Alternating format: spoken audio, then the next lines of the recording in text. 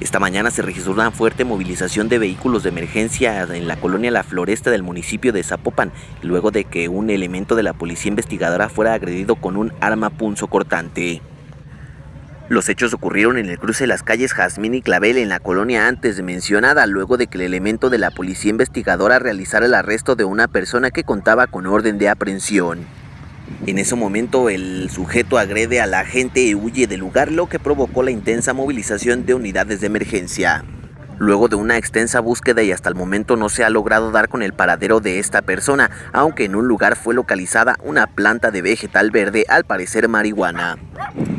Personal de la Fiscalía General del Estado en conjunto con Policía Municipal y elementos de la Fuerza Única de Jalisco continuarán con esta búsqueda, por lo que te sugerimos abrir el paso a las unidades de emergencia. Reportó para Tráfico ZMG desde el lugar de los hechos, Rafael de la Torre.